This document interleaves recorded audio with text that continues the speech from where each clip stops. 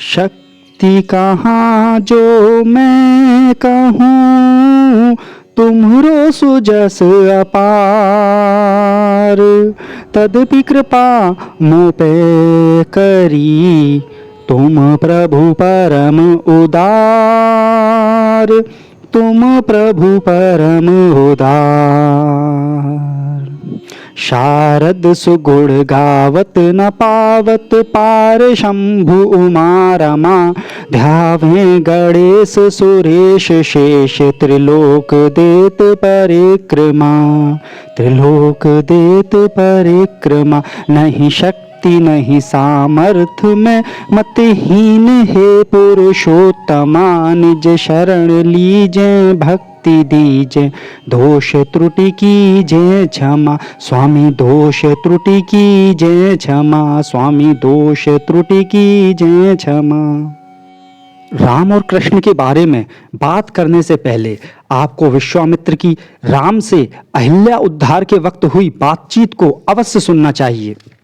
जब पत्थर बनी अहिल्या के उद्धार के लिए विश्वामित्र राम से कहते हैं कि हे राम, कई वर्षों से यह श्रापित नारी अहिल्या इस पत्थर की शिला का रूप धरे किसी के आने का रास्ता देख रही है।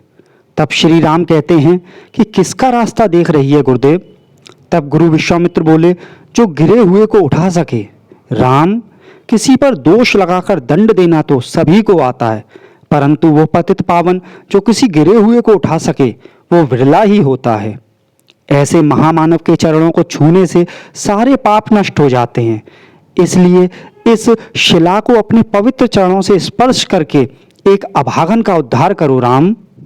अब श्री राम के बाद भगवान शिव के शिष्य भूत भविष्य काल के पूर्ण ज्ञाता महर्षि गर्ग ने भगवान कृष्ण के नामकरण के समय नंद जी और यशोदा माता को जो कहा वो आपको भी अवश्य सुनना चाहिए कि हे नंदराय जी, मुझे तुम्हारे शिशु के रूप में गोलोक में रहने वाले साक्षात राधिकापति भगवान श्री कृष्ण की छवि दिखाई देती है।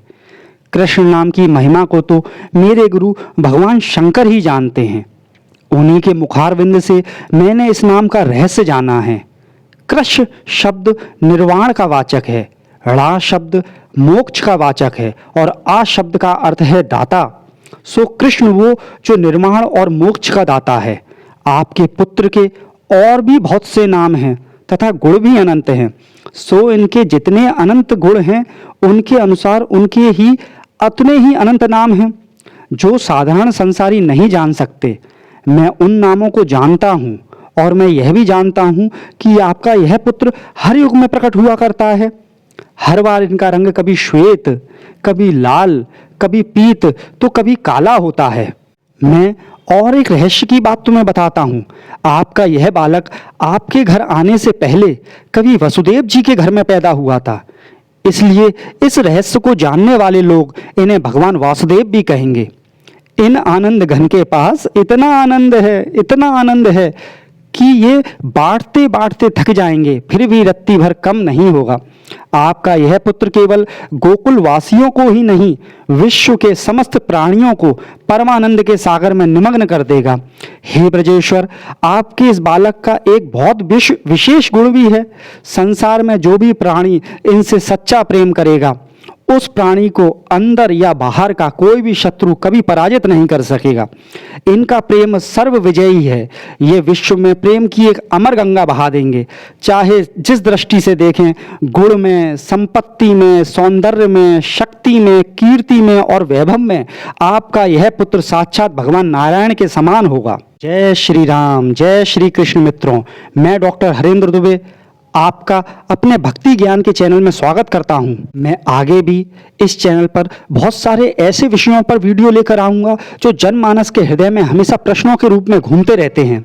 तो भविष्य में आने वाले वीडियो आप तक जरूर पहुंचे तो आप इस चैनल को सब्सक्राइब करके नोटिफिकेशन बेल जरूर क्लिक करिए। चलिए अब चलते हैं अपने टॉपिक पर। मूल रूप से भगवान राम और कृष्ण दोनों ही साक्षात नारायण ही थे, परंतु समय काल में बहुत ज़्यादा अंतर होने के कारण दोनों की कार्य प्रणाली में सामान्यता हमें बहुत ज़्यादा अंतर देखने को मिलता है। राम का त्रेता युग, कृष्ण का द्वापर युग, राम के शत्रुओं की विचारधारा एवं दूसरी तरफ कृष्ण के शत्रुओं की विचारधाराओं में भी बहुत अंतर था। राम के दुश्मन सभी बाहर के थे, परंतु कृष्ण के शत्रु तो उनके स्वयं के नाते रिश्तेदार ही थे, जो कृष्ण को हानि पहुंचाने के लिए हमेशा तैयार रहते थे। राम का जन्म त्रेता युग में तो कृष्ण का जन्म द्वापर युग में हुआ था। श्री राम का जन्म चैत्र शुक्ल पक्ष की 9वीं तिथि को पुनर्वसु नक्षत्र में कर्क लग्न में दोपहर के समय में हुआ था। भगवान श्री राम के जन्म के समय शीतल, मंद और सुगंधित पवन बह रही थी। दूसरी तरफ श्री कृष्ण का जन्म भादो कृष्ण पक्ष में अष्टमी तिथि को हुआ था। उस समय रात्रि के 12 बज रहे थे। मौसम तूफानी था, काली अंधेरी रात थी, परिस्थितियां बहुत ज्यादा विपरीत थीं। श्री राम के जीवन का मूलभूत आधार था कि किसी भी परिस्थिति में मर्यादा का पालन करना। उनका जन्म जिस कुल में हुआ उसमें मर्यादा और वचन पालन को सबसे ज्यादा महत्व दिया जाता था। उनके वंश में वचन देने पर उसे किसी भी परिस्थिति में तोड़ा नहीं जाता था, चाहे कुछ भी हो जाए। रघुकुल रीत सदा चली आई, प्राण जाए पर वचन न जाए। मर्यादा पालन सबसे महत्वपूर्ण था उनके वंश के लिए, तभी श्री राम को मर्यादा पुरुषोत्तम श्री राम भी कहा जाता है। दूसरी तरफ श्री कृष्ण के लिए वचन मर्यादाओं का महत्व तब तक ही था जब तक कि उन वचन मर्यादाओं से किसी प्रकार की हानि ना हो रही हो। अगर उन्हें लगता था कि इस वचन के पालन से धर्म स्थापना के कार्य में विलंब हो सकता है, तो वो उस वचन मर्यादा को अपने कर्म पथ में बाधा नहीं बनने देते थे। रामचंद्र जी ने रावण को युद्ध के पहले दिन ही हरा दिया था। अगर वो चाहते तो उसी दिन लंका को कब्जे में लेकर सीता जी को वापस ले सकते थे, क्योंकि जब राजा ही युद्ध में हारकर बंदी बन गया हो तो फिर युद्ध उसी वक्त समाप्त हो जाता है। परंतु श्री राम ने तब भी रावण को सुधरने का मौका मिलना चाहिए, यह सोचकर उसे जाने दिया। उसके बाद तो आप जानते ही हैं कि धर्म स्थापना में उन्हें कितनी समस्या आई और सीता जी से मिलन भी बहुत समय तक नहीं हो पाया। परंतु श्री राम के इस तरह के व्यवहार का कारण भी था। उनका अवतार जिस युग में हुआ था उस समय पृथ्वी पर एक समान न्याय व्यवस्था स्थापित करने की आवश्यकता थी।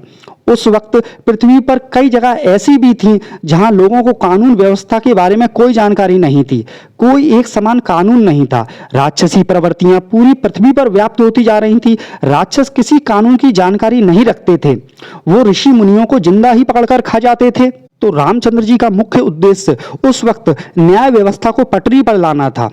उचित अनुचित का ज्ञान ही नहीं था राक्षसों में, तो राम ने सबसे पहले स्वयं का आदर्श स्थापित किया ताकि सभी लोग मर्यादाओं में रहना उन्हें देखकर सीख सकें। उन्होंने एक राजा के तौर पर उदाहरण देते हुए केवल एक ही शादी करी और केवल उनके 2 पुत्र हुए, जो एक छोटा परिवार, सुखी परिवार का उदाहरण आज की वर्तमान की परिस्थितियों में भी बिल्कुल फिट बैठता है। जबकि उस वक्त राजाओं की अनेक रानियां और अनेकों संतान हुआ करती थीं। दूसरी तरफ द्वापर युग में श्री कृष्ण उन शत्रुओं से घिरे हुए थे जिन्हें कानून की, न्याय व्यवस्था की पूरी जानकारी थी और वो उस कानून को अपने हिसाब से तोड़ मोड़ भी सकते थे। दुर्योधन, शकुनी जैसे लोग न्याय व्यवस्था को बहुत चालाकी से अपने हिसाब से चला सकते थे। दुर्योधन, शकुनी, कंस, इन्हें न्याय व्यवस्था का पूरा ज्ञान था और वह लोग उस न्याय व्यवस्था से किस तरह से स्वयं के गलत कामों को अंजाम देना चाहिए अच्छी तरह से जानते थे। दुर्योधन, शकुनी जैसे लोग कृष्ण के समय में सामने मीठा बोलते थे और पीठ पीछे छुरा किस तरह मारा जाता है अच्छी तरह जानते थे। त्रेता युग की तुलना में राजनीतिक चालें द्वापर युग में ज्यादा चली जाने लगी थीं। त्रेता युग में रावण स्वयं युद्ध में सबसे पहले लड़ने आया था। मेघनाथ, कुंभकर्ण भी सामने आकर लड़े, जबकि द्वापर युग में दुर्योधन तो जब युद्ध लड़ने का समय आया तब भागकर तालाब में छुप गया था। शकुनी, दुर्योधन ने कभी युद्ध को अपने बाहुबल से नहीं लड़ा। दुर्योधन के सारे भाई मरते गए, पर वो भीम और अर्जुन के सामने आने से हमेशा बचता रहा और अंत में जब सब मारे गए तो वो युद्ध छोड़कर ही भाग गया। जबकि त्रेता युग में रावण, मेघनाथ, कुंभकर्ण की तो बात ही छोड़िए, लंका का एक सैनिक भी युद्ध छोड़कर नहीं भागा।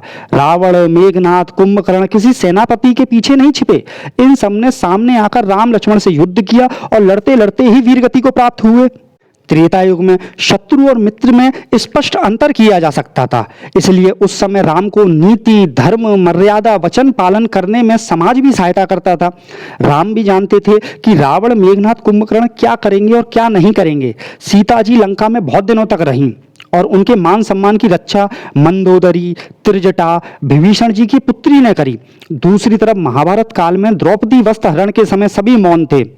किसी ने विरोध किया भी तो दुशासन का वो हाथ नहीं रोक पाया, जबकि मंदोदरी रावण का हाथ पकड़ लेती थी अगर वो सीता जी को मारना चाहता था तब। विभीषण जी ने तो रावण के पैर भी पकड़ लिए थे। कुंभकर्ण को बीच युद्ध में विभीषण जी ने कुछ समय के लिए रोक लिया था गलत कामों को करने से, परंतु दुर्योधन दुशासन का हाथ द्वापर युग में कोई नहीं रोक पा रहा था। तो उस समय कृष्ण को इन चालाक धूर्त लोगों से लड़ने के लिए चतुराई और छल कपट का सहारा लेना ही पड़ रहा था, क्योंकि समाज से धर्म स्थापना में सहायता मिलना मुश्किल हो रही थी। जो करना था वो अकेले ही करना था। शत्रु मित्र के भेष में आसपास घूम रहा था। दुर्योधन तो श्री कृष्ण की नारायणी सेना ही मांग कर ले गया, और जबकि दूसरी तरफ उन्हें बंदी बनाने के प्रयास करता रहता था। द्वापर युग में धर्म स्थापना में विलंब का मतलब था प्रत्येक दिन किसी महिला का वस्त्र हरण। आप स्वयं बताइए, जिस राज्य में इंद्रप्रस्थ की रानी और हस्तिनापुर की कुलवधू द्रौपदी तक की इज्जत सुरक्षित नहीं है, वहां एक गरीब की लड़की की इज्जत कैसे सुरक्षित होती? आपको जानकर आश्चर्य होगा कि वस्त्र हरण की घटना के बाद कई औरतें हस्तिनापुर के राजमहल से दूर रहने लगी थी। कुंती भी बुजुर्ग के यहाँ रहती थी। तो श्री कृष्ण ने इन अधर्मियों को शीघ्र अतिशीघ्र मृत्यु के घाट उतरवाया। उनके वचन पालन जहां धर्म पालन में रुकावट बनते थे वो उन्हें तोड़ देते थे। जैसे कि भीष्म पितामह पर सुदर्शन चक्र लेकर वो मारने दौड़े थे, क्योंकि भीष्म पितामह प्रतिदिन 10,000 निर्दोष सैनिकों को मार रहे थे और पांडव मतलब कि धर्म कमजोर पड़ता जा रहा था। रामचंद्र जी के चारों ओर जितने भी लोग थे वो महान त्यागी थे। भरत, लक्ष्मण, हनुमान जी, अंगद सब हृदय से पवित्र थे। द्वापर युग में श्री कृष्ण मामा कंस, मामा शकुनी, शिशुपाल, दुर्योधन, दुशासन जैसे लोगों से घिरे हुए थे जो अंदर कुछ और बाहर कुछ और थे। ऐसे लोगों का आने वाली पीढ़ियों को एक बेहतर न्याय दे पाना असंभव लग रहा था। तब श्री कृष्ण ने इन सबको एक जगह लाकर इनका वध करवाया। उनका मानना था कि भविष्य में एक बेहतर न्याय व्यवस्था बनाने के लिए वर्तमान की न्याय व्यवस्था को अगर थोड़ा बहुत ऊपर नीचे करना भी पड़े तो उसे कर लेना चाहिए। बलदाऊ ने सुभद्रा के विवाह का वचन दुर्योधन को दिया था, परंतु सुभद्रा का अर्जुन के प्रति प्रेम देखकर उन्होंने बलदाऊ के वचन से ज्यादा महत्व सुभद्रा के प्रेम को दिया और अर्जुन के साथ उसका विवाह करवाया। अंत में बस आपसे यही कहूंगा कि राम और कृष्ण मूल रूप से तो एक ही हैं, परंतु समय, काल और मानवीय प्रवृत्तियों में बहुत ज्यादा अंतर होने के कारण इन दोनों को अपने समय के अनुसार मार्ग अपनाने पड़े, जो कि अपने अपने समय के अनुसार बिल्कुल उचित थे। श्री राम चरित की महानता का वर्णन करते हुए श्री नारद जी कहते हैं, राम कथा सब विधि सुखदाई, राम कथा सब विधि सुखदाई, राम कथा की निर्मल गंगा, शीतल गंगा, उज्ज्वल गंगा, अविरल बहती आई, राम कथा सब विधि सुखदाई है, यह कथा सब विधि सुखदाई। इस गंगा के दोनों तीर, एक सीता दूजे रघुवीर, उच्च हिमालय दशरथ भूप, कौशल्या गंगोत्री रूप, राम लखन और भरत शत्रुघ्न, चार दिशा में चक्रवर्ती सम चर्चित चारों भाई, राम कथा सब विधि सुखदाई है, यह कथा सब विधि सुखदाई। योगेश्वर श्री कृष्ण के बारे में नारद जी प्रेम से गाते हुए कहते हैं, शेष की सेज पे सोए के जो प्रभु नींद में सृष्टि को भार उठावे, इन हरि के पद पंकज सेवत मात महालक्ष्मी हर सावे, जोगी जतीन को जो दुर्लभ सो लाभ अहिर की छोरियां पावे, थोड़ी सी छाछ दिखाए के नाच नचावन वाले को नाच नचावे, थोड़ी सी छाछ दिखाए के नाच नचावन वाले को नाच नचावे। नारद शारद वेद विशारद जाको नाम निरंतर गावे, जाहे महेश गणेश दिनेश सुरेश ऋषेश अशेष बतावे, रूप विराट जगत सम सम्राट हैं सुर नर मुनि जाको पार न पावे। ताहे अहीर की छोहरियां छचियां भर छाछ पे नाच नचावे। ताहे अहीर की छोहरियां छचियां भर छाछ पे नाच नचावे। जय श्री कृष्ण, जय श्री राम।